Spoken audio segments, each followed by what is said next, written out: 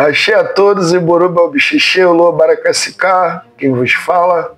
Então hoje vamos estar falando sobre Baba Irimês, mais um odo da nossa série dos 256 Odus Ifá. Só de pensar já fico louco. Enfim, vamos estar começando pelos 16 meses, né? Esse é o terceiro mês. O primeiro foi Baba Yobe, o último foi Baba Yekumei e esse agora Baba Irimês. Vamos começar então, sem mais delongas, contando sobre um caminho como Irimês veio do céu até a terra. Irimês vivia no céu com um grande prestígio, né? Executando trabalhos do mais alto escalão, altamente solicitado e importante, né? Imprescindível. E por conta disso, Orunmila veio um dia a ele e ofereceu a ele uma chance e falou: Baba Irimês, eu estou precisando que alguém vá à Terra, porque a Terra está começando agora e eu preciso que alguém me ajude lá para organizar tudo. E Baba Irimês falou: Orunmila, eu penso que numa guerra nunca se manda um general na sua frente de batalha. Mande um soldado, mande, por exemplo, o Baba Yobe. Orunmila falou: tá bom. Foi lá e mandou o Baba Yobe aqui para a Terra. E mais uma vez, Orunmila, precisando de enviar um outro emissário aqui para a Terra, né, para ajudar a organizar tudo, ele veio para Irimês mais uma vez e pediu a ele: filho, eu preciso que você vá até a Terra. E ele falou: meu pai, como ele disse da última vez, numa frente de batalha, já que é uma coisa de começo, eu acho que não se manda um general à guerra, mande um soldado, mande Baba Yekumei. E Orunmila foi e mandou Baba Yekumei. E no céu, Irimês era mais velho do que Baba Yobe e Baba Yekumei. Né? Ele tinha mais prestígio, mas ele se via como iguais ali. Ele era humilde entre seus irmãos. O problema dele era a vaidade com o trabalho dele, com tudo que representava o trabalho dele. Ele olhava para a Terra e pensava que as coisas na Terra, no começo, então não é nada importante. O que eu faço aqui é grandioso. Então ele queria estar envolvido em coisas grandiosas. Quando ele percebeu que na Terra a coisa era... o bicho estava pegando e a coisa era altamente grandiosa, ele pediu a Orunmila e decidiu descer. Só que chegando aqui, isso encurtando a história, veio um séquito, era a procissão, Baba Yobe, né, num cavalo branco, todo reluzente durante o dia, e ele sentado em sua casa. Quando o Baba Yobe passou, ele balançou o Iruxim, em sinal de cumprimento, que era como eles se cumprimentavam no céu, mas Baba Yobe virou para ele e falou: não, aqui na Terra eu sou o rei do dia, então eu quero que você bata a cabeça para mim.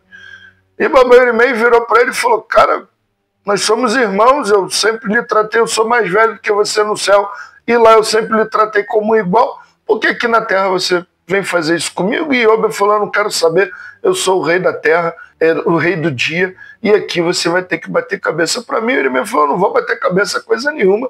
E Yobe falou: então tá bom, eu te proíbo de sair durante o dia. Durante o dia eu não quero ver a tua cara na rua. E Irimês falou: tá bom, eu não saio de casa.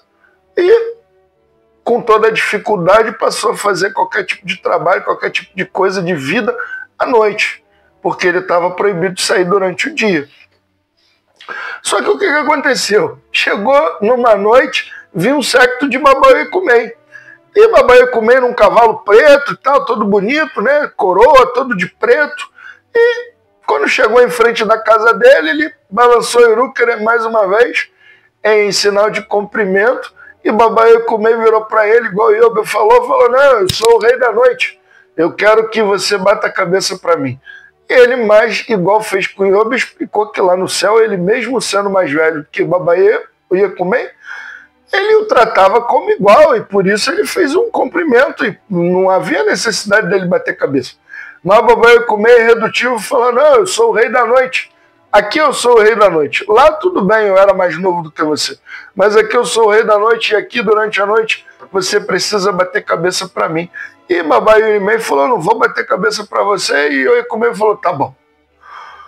Mas então você está proibido de sair durante a noite. E Baba Irimês não podia sair de dia nem de noite, ficava preso dentro de casa 24 horas.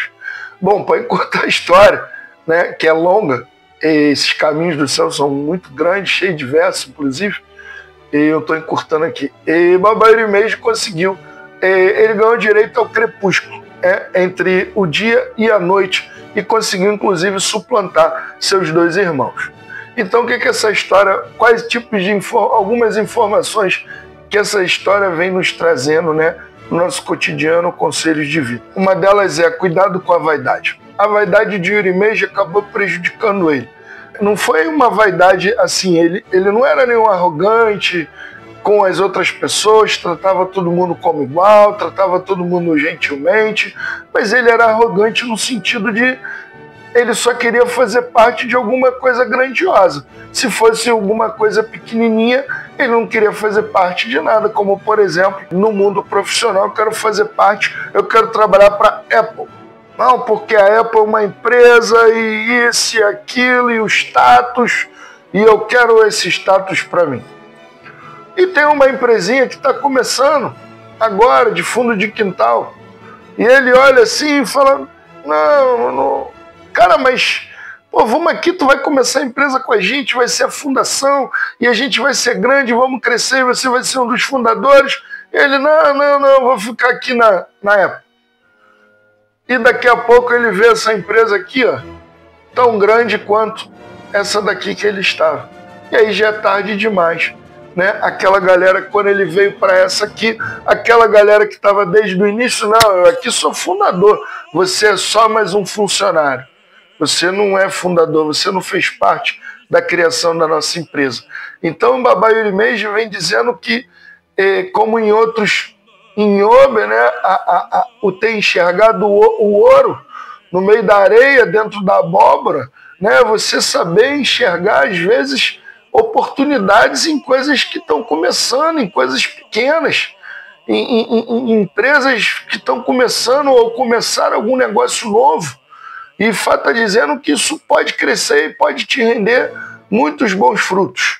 E do contrário, às vezes, por vaidade, você não querer fazer parte, pode te atrasar a chegar lá, e quando você chegar como Yuri Meiji, já terem outros ali ocupando lugares e acabar te trazendo problemas. Ou acabar você nem conseguindo chegar. Uma outra situação também vem falando, né, que muitas das vezes amigos, parentes, etc. e tal, muitas das vezes eram iguais a gente e todo mundo se tratava tudo muito bem, mas a hora que eles ficam melhores, como ali Baba Yuri Meiji e Baba Yobe, eram mais novos na hierarquia do que Baba Yuri Meiji no céu. Mas ao vir para a Terra, eles chegaram primeiro. Então esse primo aqui conseguiu um emprego melhor do que você, ou primeiro do que você, ele já está te tratando diferente, ele já está todo snob, ele já está falando desse tipo de situação também, né? Para que a gente não cometa esse tipo de erro, como o Baba Yobe e Baba Yuri Meiji cometeu com o Baba Yuri Meiji. E também falando de Baba Yuri Meiji, que muitas das vezes tu fica protelando, depois eu vou, depois eu faço, e depois eu me lanço, e outros se lançam à sua frente e você pode passar uma vergonha, ou você pode passar por uma saia justa, ou por situações complicadas na vida, porque outros chegam à sua frente e eles é que vão mandar, eles que vão ser chefe, e tu vai ter que obedecer, tu vai ter que baixar a cabeça, não tem jeito. Então esse Fá vem nos ensinando para que tenhamos humildade, saibamos enxergar o valor de todo o trabalho e de todas as oportunidades, que muitas das vezes novas oportunidades, enxergar o ouro naquilo que está começando e a gente fazer parte daquilo e crescer junto com aquilo ali e sermos grandes na vida. Um outro caminho que eu quero contar nesse Yodo é sobre Baba Yuri Meiji fez algo que ninguém conseguia fazer. Baba Yuri Meiji chegou a uma fazenda, disse que ele valeria mais do que qualquer um dos funcionários, valeria por todos eles, e que para isso ele cobrava X de salário.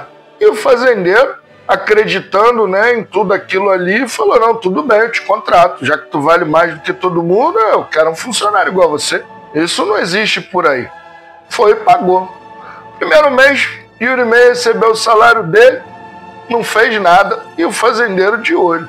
Chegou no segundo mês, Yuri Meiji também não fez nada, fazendeiro de olho mais uma vez, e já pensou, meu Deus do céu, eu tô já o segundo mês de salário, esse cara falou que fazia mais do que todo mundo, não vi ele fazer nada até agora. E chegou no terceiro mês, mais uma vez, e quando o dono da fazenda foi lá para ralhar e pegar Irimei como um charlatão, como um canalha, um ladrão, um safado, enganador, né? Ao mesmo tempo a esposa dele estava tendo dificuldade de parir, já tinha passado por médicos, curandeiros, etc e tal, e tudo quanto foi tipo de coisa. E naquele momento o Irimei falou, não, eu resolvo o problema. Estava prestes ali a ser preso como um enganador, enfim, como um criminoso. Ele disse, eu resolvo um problema.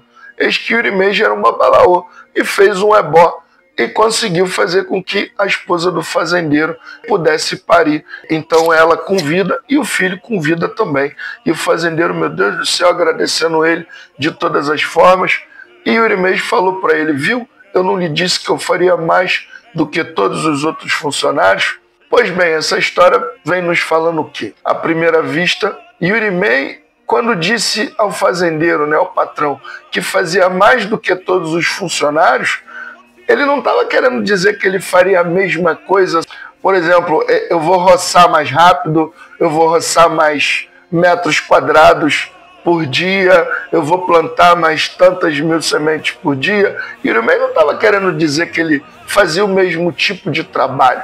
Quando ele disse ao fazendeiro que fazia mais do que todos eles, ele estava querendo dizer que o que ele fazia, o que ele faria, ou teria capacidade, ou dom para fazer, ou habilidade, ou especialidade, seja lá o que for, né? Ele era único, ele faria com maestria que mais ninguém pudesse fazer. Então, Ifá vem dizendo, né, é o poder que tem uma pessoa quando ela é única, quando ela consegue fazer o que mais ninguém consegue fazer. Todo mundo é capaz de pintar uma parede, mas pouquíssimas pessoas são capazes de pintar um quadro e menos ainda capazes de pintar algo no padrão Mona Lisa. Essa é a realidade. Aquele que pinta a Mona Lisa vai ganhar muito mais do que aquele que pinta a parede ou até mesmo aquele que pinta um quadro mediano, não é verdade? Então esse Odo vem falando disso, no valor que cada um tem mediante as suas habilidades. É algo em si com mérito parecido como, não exatamente meritocracia, né? Mas em você saber também, Irimei soube se valorizar, né? Irimei não se colocou em nenhum momento em pé de igualdade a outros. Ele valorizou o que ele sabia, ele valorizou a experiência, a expertise dele, ele cobrou por isso, né? E ele se portou por isso. Então é um Odo onde diz que as pessoas precisam se valorizar, né? Onde as pessoas não podem, sendo elas tão boas, se misturarem com pessoas ruins ou medianas, etc. e tal. Enfim, que você precisa demonstrar e exigir valor mediante ao patamar em que você está na vida. Também vem falando o quê? Foi um babalaô. Eu não vou falar necessariamente de Ifá, né? Mas foi a religião, no final das contas.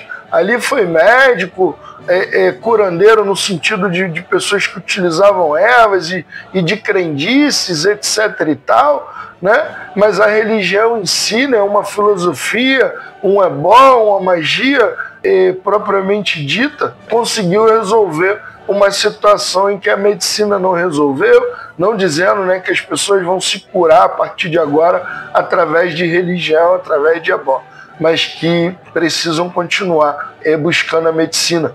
Mas em algum momento a religião ajuda, como por exemplo, ajuda mais do que a ciência, por assim dizer.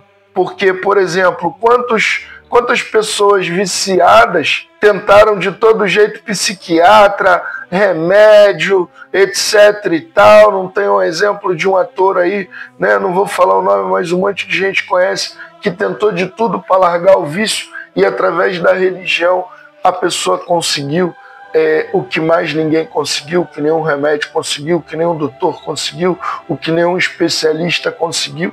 Quantas pessoas, muitas das vezes, com uma doença e passa-se a parte da religião, seja ela qual for, e a pessoa tem uma melhora ali dentro do hospital, na própria medicina, os médicos, de uma hora para outra, descobrem uma doença que estava sendo procurada ali um tempão, parece que traz uma inspiração, ao médico, aquele ser humano, com a própria religião, enfim, né? Vem falando também esse odo do poder da religião em cima da vida humana. Esse caminho também nos traz isso. Vamos falar sobre mais um caminho onde fala de valorização. Né? Nesse caminho existia uma família que tinha um cachorro, e esse cachorro vivia ali com a família, etc. e tal.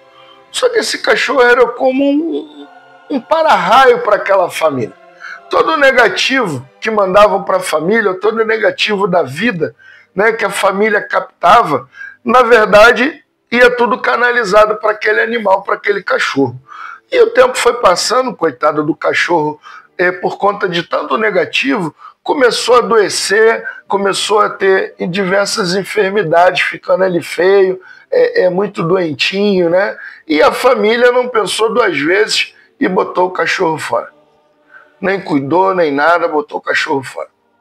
E passou uma senhora que morava no monte, passava por ali todos os dias ao ir no mercado, e viu o cachorro naquelas condições, compadecida com ele, pegou ele, levou até sua casa, e chegando lá, através de ervas e remédios, né, deu banhos, enfim, e fez infusões e remédios ali para ele, e o cachorro foi curando, e foi melhorando, até ficar são e muito bem, muito esbelto, muito saudável, todo espertinho, e começou a acompanhar essa senhora a cidade todas as vezes que ela ia no mercado, na praça. E um dia ela passou na frente dessa casa e a família, quando viu o cachorro belo, bonito, com a pelagem vistosa, né, brilhosa, pensaram mais uma vez e foram lá e tentaram pegar o cachorro de novo e trazer para dentro de casa, mas o cachorro virou para a família e disse que não e queria acompanhar a senhora no momento de maior dificuldade da vida dele. Quem cuidou dele foi aquela senhora, então a partir daquele momento e jamais voltaria para aquela casa, para aquela família que desdenhou ele. Então essa história bem clara, né? Vem falando para que a gente se valorize, tomar cuidado, né? Que pessoas em algum momento em que a gente está muito bem, estão todas ali, são amigos, são parentes, todos nos tratam bem, né? A mulher nos trata bem, etc e tal, o romance que a gente tem, porque a gente está muito bem. E no momento em que a gente cai de vida, em que a gente fica mal, em que a gente está doente, some todo mundo abandona, todo mundo te deixa sozinho e tem uma outra pessoa que fica do seu lado, que lhe acompanha, que lhe ajuda, que lhe dá todo o auxílio necessário, que cuida de você. E aí no final, quando você fica bem de novo, tu larga essa pessoa que cuidou de você, que teve plena consideração, amor e carinho, e volta a acompanhar aquela galerinha lá que você estava no início. Esse é o osso, diferente do que o cachorro fez. Não. Se vocês não me deram o valor daquela vez, agora que eu estou bem de novo, eu é que não quero vocês. Então é saber se valorizar mais uma vez. É o saber o seu valor. É o saber também valorizar a pessoa, porque o cachorro poderia ter voltado para casa. A senhora vivia no monte, vivia numa choupana, e ele poderia ter voltado para casa, que era ali na cidade. Bem melhor estrutura fisicamente, mas de amor, de consideração, ele era da velhinha e não daquela família. Então, quer dizer, Ifá mais uma vez nos ensinando, cuidado com aquilo que é belo, cuidado com aquilo que é luxuoso, mas é vazio, não nos tem consideração, e num primeiro momento que a gente precisar, tudo aquilo desmorona, tudo aquilo vira as costas para a gente. Em que muitas das vezes aquilo que é aquela menina, né, que é simplesinha, mas que ficou ao seu lado a todo momento, e aquela outra que é toda chique, unha postiça, cílio e tudo, só ficou com você quando você tinha grana. E aí na hora que você não tinha nada, a outra menina lá ficou com você, cuidou, te ajudou, te deu dinheiro para tu botar gasolina no teu carro, te ajudou, tu se levantou, te ajudou a abrir uma empresa, e agora que tu tá com dinheiro, tu larga dela e volta para mercenária. Então o Ifá vem falando de questões assim, mediante esse caminho. Isso em trabalho, em família, em relacionamento, em amizades, pode-se levar essa interpretação, esse caminho, essas informações para todo tipo de situação de vida. o caminho da hiena. Nesse caminho, a hiena se chamava Coricó, e seu pai, que era o rei, morreu. Ela, princesa, em vez de coroarem ela como rainha, né, a corte, todo o povo, colocaram ela, depuseram ela e dominaram tudo. E ela saiu dali desolada, passando muito trabalho, sozinha, foi até a casa de Orúmila, onde Orúmila ele fez um jogo vendo esse Ifá, Babá e Orimês, onde mandou que ela fizesse ebó com 3 flechas e usasse essas 3 flechas no seu caminho. E caminhando pela beira do rio, ela viu um unicórnio, né, o que a gente entende de rinoceronte, e bebendo água, e com aquelas 3 flechas ela atirou, acertou o unicórnio e o rinoceronte, matando ele. E o povo da cidade, do campo, enfim, os ricos, todo mundo veio, viu aquele bicho morto, todo mundo, esse bicho é nosso, foi a gente que matou, foi o povo que matou. E o Aô, que tinha feito a adivinhação, Orúmila, né, reconheceu e disse, não foram vocês que mataram, não, foi Coricó que matou, porque as flechas têm a marca dela, as 3 flechas. E Orúmila chegou e ela disse, sim, eu fiz ebó com Orúmila. E Orúmila disse, vocês todos são mentirosos e devem pagar a Coricó por sua desonestidade, por acusações falsas, por suas mentiras. E começaram a pagar tributos a Coricó. E Coricó, um dia Exu virou para ela e falou, eu acho que você pede pouco demais, você não devia se contentar com pouco não, pede mais porque o que eles fizeram foi muito injusto com você. E Coricó, assentindo o que Exu tinha ali aconselhado, começou a cobrar mais e pedir mais, e o povo desesperado foi à casa de Orúmila perguntar a Orúmila o que fazer, pois não aguentavam mais com tanto impostos, com tanta coisa que Coricó estava cobrando a eles. E Orúmila disse-lhes, ponha de rainha, e com isso acaba o problema de vocês. E nisso o povo colocou Coricó como rainha, né, como deveria ser, e nisso acabou o problema de todo mundo. O povo das hienas foi muito próspero. O que essa hiena, o que essa história, esse pataqui vem nos trazendo de informações? Uma delas, que muitas das vezes é a fé, né, porque Coricó buscou ali Orúmila, ela não tinha o que fazer, ela foi deposta, né, ela era princesa, era nova, o pai tinha morrido, não tinha o que ser feito, ou o povo aceitava ela como rainha, e no caso ninguém aceitou, todo mundo depois, e o que ela fez foi atrás de Orúmila, né? Então Ifá vem aconselhando, dizendo que a gente nunca perca a fé no santo, na fé em Orúmila, na fé em Deus, ou no santo, no orixá que seja, que a gente nunca perca a nossa fé diante dos maiores problemas, como por exemplo, perder um emprego, ser colocado para fora de um emprego injustamente, ser mandado embora, perder um casamento, perder um bem, uma herança, seja lá o que for, né? E Ifá vem dizendo, calma, não se desespere, tenha fé e ouça Deus, ouça os santos, ouça os orixás, ouça o conselho de Ifá e no final tudo vai dar certo, né? Porque foram lá e precisaram e colocaram Coricó de novo. E Coricó saiu dali depois do ebó, encontrou um rinoceronte, né? E ela sozinha matou esse rinoceronte, né? E se a gente for ver, porque quando fala dos animais, a gente também tem que entender como são esses animais na natureza. E a gente sabe que uma hiena não mata uma presa sozinha, né? Ela mata em bando. E ela matou esse animal sozinho. Então, quer dizer, depois do ebó, ela conseguiu fazer, depois do encontro com Deus, com o santo, com o orixá, com a religião, ela conseguiu fazer o inimaginável. E com isso trouxe uma grande prosperidade à sua vida, já que ela sozinha matou esse rinoceronte. Tamanho foi a prosperidade que os outros reclamaram essa prosperidade. Aí foi provado pelo divino, porque aí foi Orúmila, então pode-se entender que Deus, de uma certa forma, o orixá, seja lá a sua fé, né, vai promover a justiça, como por exemplo, você foi botado para fora de uma casa e que briga na justiça, e que no final a justiça divina, né, vai intervir e você vai conseguir, através da justiça dos homens, reaver a sua casa novamente, ou reaver o seu emprego, ou conseguir um emprego melhor, ou desse outro emprego você se destacar tanto, né, que o seu antigo emprego, que pagava melhor, te pede para voltar. como aconteceu, botaram ela de volta como rainha.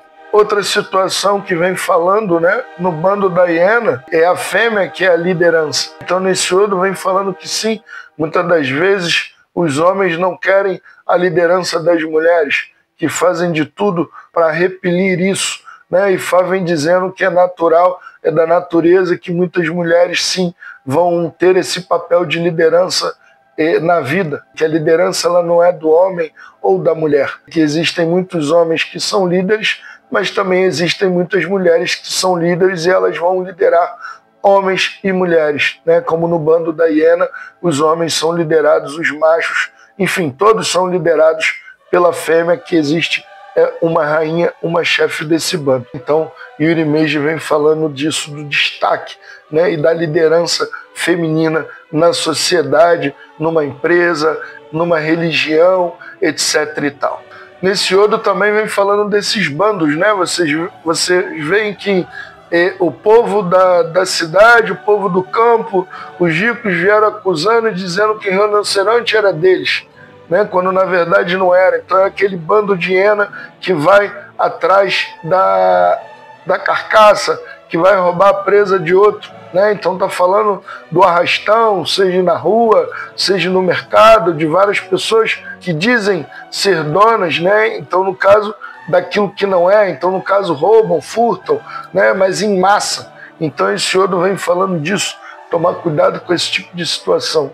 Bom, espero ter ajudado, que com esses caminhos, esses Odus possam ir, essas interpretações que não são as únicas, possam abrir a mente de vocês, sendo vocês desse Odu ou não, mas em algum momento da vida pode-se ter essa influência ou essa vivência, e através dessas ideias e dessas histórias, previamente você já saber como resolver, como escapar ou como se comportar diante de uma diversidade dessa.